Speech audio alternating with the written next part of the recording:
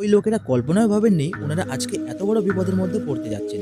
এত বড় ভাল্লুকের সামনে টিকে থাকা লোকটির অসম্ভব বলে মনে হয়। ভাল্লুকটি আক্রমণাত্মক মনোভাব নিয়ে সামনের দিকে এগোতে থাকে, তাই ওই লোকেরা ভাল্লুকটির থেকে বাঁচতে এক এক পা করে পিছনের দিকে সরাতে থাকে। আগের থেকে বুদ্ধি খাটিয়ে একটি জাল পেতে রেখেছিল এবং সেই পাতা ফাঁদের কেন্দ্রে নিয়ে আসার চেষ্টা করে।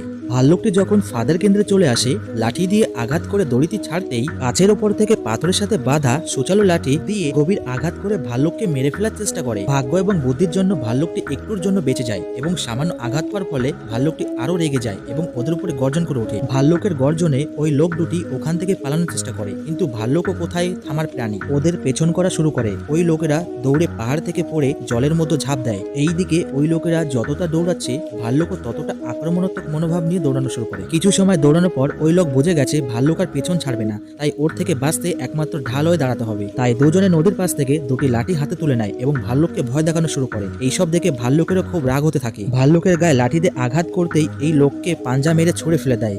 এত বড় ভাল্লুকের সাথে যুদ্ধ করা সম্ভব না হওয়া সত্ত্বেও বাধ্য হয়ে যুদ্ধ করতে হয়। এবার দ্বিতীয় ব্যক্তিও রেগে সাহস করে লাঠিতে আঘাত করতেই দ্বিতীয় ব্যক্তিকেও ছুঁড়ে ফেলে দেয়। বন্ধুরা, তোমাদের কি মনে হয় ভাল্লুকের সাথে লড়াই করে ওরা কি জিততে পারবে? Like subscribe for part 2।